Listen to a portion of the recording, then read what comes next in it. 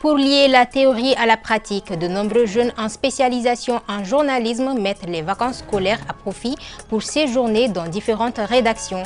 Ainsi, le nombre de stagiaires augmente dans les organes de presse. Nous en parlons dans ce journal.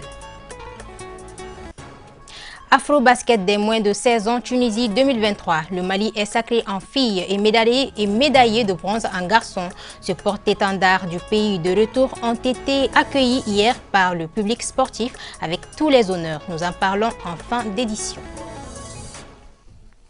Mesdames et messieurs, bonsoir à tous et bienvenue dans ce journal sur ORTM2. Les vacances scolaires, une période propice pour les journalistes en devenir, de lier la théorie à la pratique. Ils s'orientent généralement vers les organes de presse évoluant dans différentes catégories et en fonction de leur choix. Voilà pourquoi le nombre de stagiaires augmente au sein des différents organes pendant cette période. Le constat a été fait par l'une de nos équipes de reportage. Elle était dirigée par Saloum Konaté. Ils sont nombreux à s'orienter vers les rédactions pendant les vacances.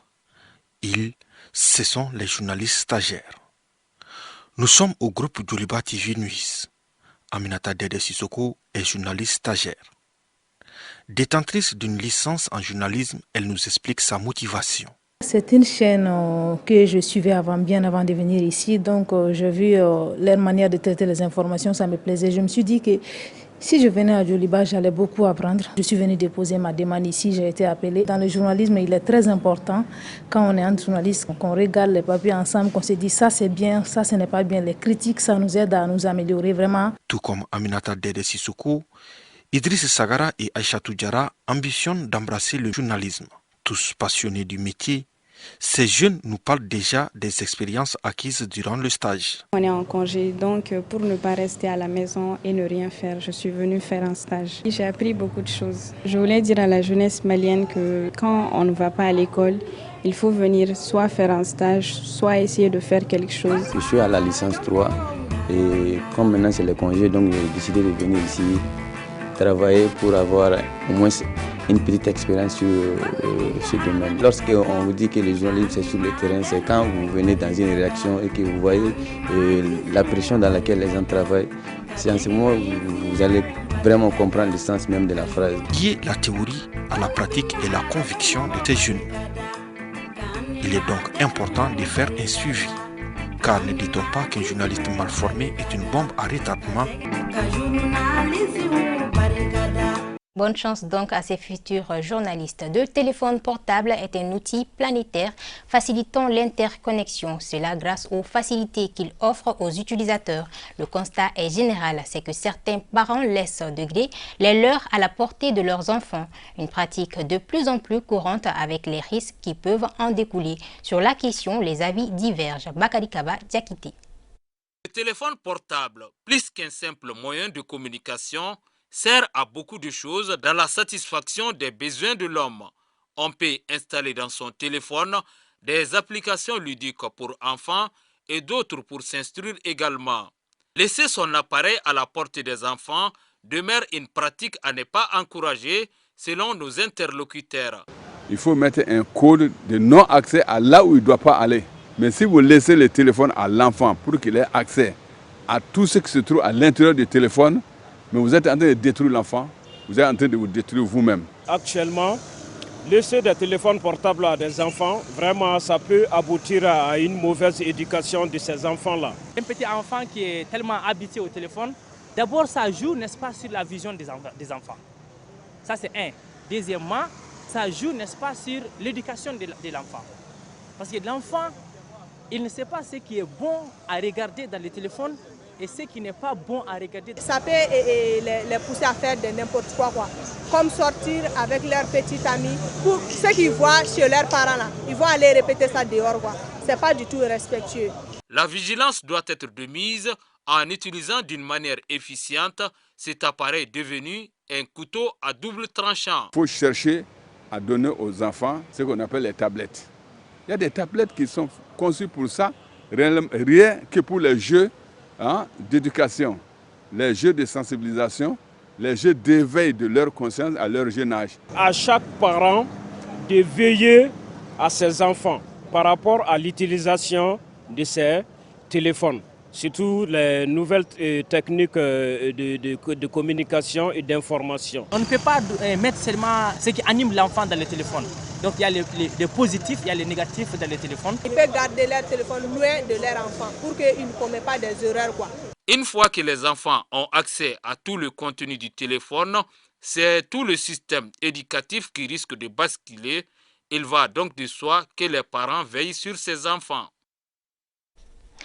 La place Cannes est un espace vert, j'allais dire un poumon qui doit en partie son caractère prestigieux au symbole représentatif des équipes nationales ayant pris part à cet événement sportif en 2002.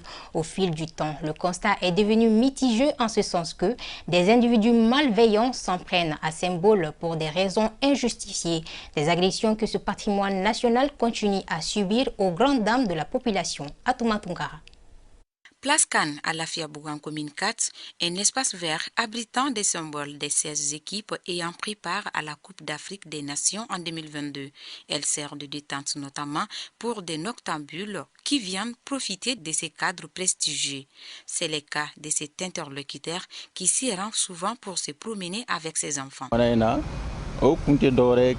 amené mes enfants à cet endroit pour les faire visiter les monuments qui se trouvent ici. Cela les distrait. Si l'espace doit en partie sa beauté aux statuettes, y ériger force est de reconnaître que ces dernières sont menacées de dégradation. Non, après la construction de l'espace là, j'étais là, je l'ai vu, c'était vraiment bien. Mais à un moment, c'était vraiment dégradé. Parce que les enfants talibés venaient faire du n'importe quoi là-dessus. Vu son état, nous devons veiller à son bon entretien. Je remarque que certains monuments sont dépravés. Et si on ne fait pas attention, dans les jours à venir, on ne trouvera plus rien ici.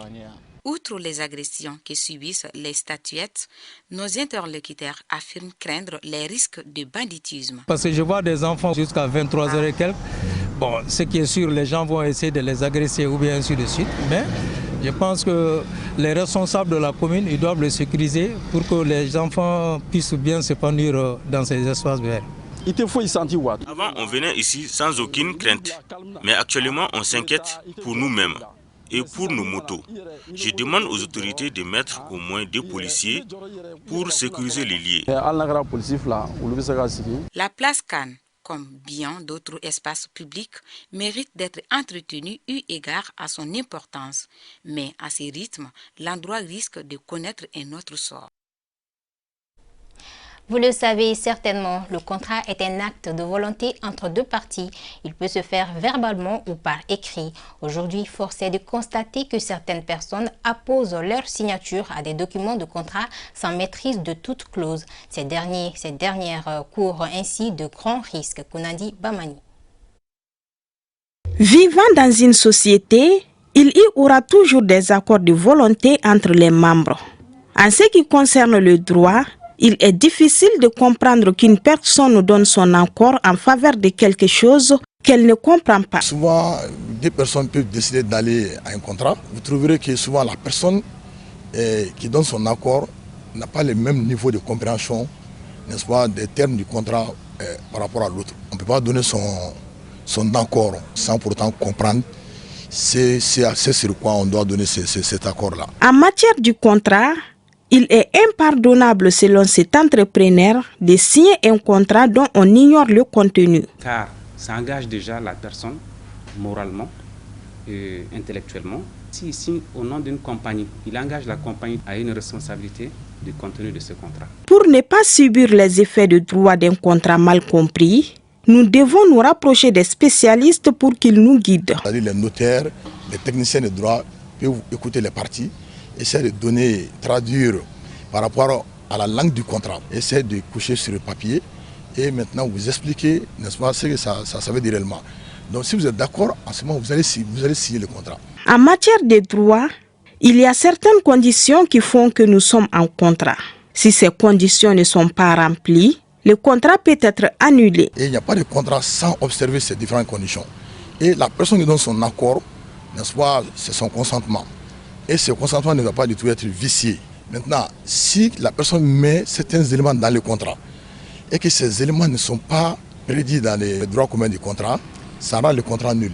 Une fois qu'une personne a des droits dans un contrat, et par malheur, elle signe ce contrat sans les lire et le comprendre, cette personne sera obligée par la loi d'honorer ce contrat. Si on vous attribue des droits et des obligations, même si vous ne voulez pas au départ, mais si vous signez, la signature est la confirmation de l'acceptation, n'est-ce pas, de l'offre que l'autre partie vous a faite. Forcément, vous serez obligé de vous exécuter sous forme de sanction. Notons qu'il existe plusieurs types de contrats et que ces derniers relèvent des spécialistes. Donc, pour ne pas tomber en erreur, il est conseillé de toujours faire recours à ces personnes lors de la signature d'un contrat. Sport afro-basket des moins de 16 ans, Tunisie 2023. Arrivés hier des cadets du Mali sacrés en filles et médaillés de bronze en garçons. Ils ont été accueillis par le public sportif avec tous les honneurs. Dans les jours à venir, les reines d'Afrique seront reçues par le président de la transition. En attendant, découvrons l'atmosphère de leur accueil avec notre reporter Salif Ouedraogo. Solidarité gouvernementale, une chance pour la sélection féminine championne d'Afrique d'être accueillie avec tous les honneurs. Les membres de la Fédération malienne de basketball, du gouvernement avec en tête le Premier ministre et le président du Comité national de la transition, sourire aux lèvres, ont réservé aux reines d'Afrique un accueil chaleureux digne de leur sacre continental. Poignée de main soutenue par des félicitations et des encouragements, à persévérer dans l'effort et dans la dynamique de victoire sont entre autres temps forts de l'accueil. Rarement dans un pays en Afrique, vous allez voir ça, un Premier ministre et l'ensemble de son gouvernement, plus le président du CNT et beaucoup de personnes, le maire de Bamako aussi est là, le gouverneur est là. On peut dire que c'est de la fierté pour nous, ça nous pousse à continuer à travailler. Sacrées 8 fois d'affilée, championnes d'Afrique, les reines du jour et leur encadrement se réjouissent de la portée de cet accueil et s'engage à poursuivre sur cette lancée. On ne s'attendait pas d'être accueillis de telle sorte. On a été très contents. Ça va nous pousser à beaucoup travailler et d'apporter d'autres trophées aussi. Ces trophées, on dédie à l'ensemble du peuple malien et à toute l'Afrique. Le nouveau ministre en charge des sports, tout heureux, rassure qu'il va œuvrer à promouvoir le sport malien en général et la balle au panier en particulier. Ce trophée est une bénédiction. Les filles, elles sont exceptionnelles. Vous savez, elles nous ont donné beaucoup d'émotions. C'est plus que du sang neuf, c'est de l'espoir qu'elles sont en train de créer pour ce pays. Elles doivent être fières, le peuple est fier, leurs familles sont certainement également très fières d'elles et elles n'ont qu'à garder ce cap-là et nous espérons un jour apporter encore beaucoup plus de médailles et avoir pourquoi pas la mondiale. Un jour, Elles nous ont honorés, elles ont honoré tout le Mali. Nous voulons en même temps leur manifester notre gratitude et toute notre reconnaissance pour cette coupe. Au-delà des engagements du chef du gouvernement, des promesses ont été faites aux championnes. Ils nous ont donné de la fierté. Ils nous ont fait revivre les meilleurs moments de la vie de beaucoup de gens. Il y a qui attendaient ce jour il y a longtemps. Tous les peuples aiment ça et nous avons été très heureux avec ce que vous avez fait et le président va vous le dire de vive voix dès son retour. La cérémonie a pris fin par l'intonation de l'hymne national, la communion et l'ambiance festive avec les supporters. De la joie à la tristesse, page noire de cette édition, la nouvelle est tombée cet après-midi. L'artiste Tara est décédé. Il était flûtiste et a longtemps joué au sein d'un groupe de musiciens. Ainsi va la vie, dors en paix, Tara.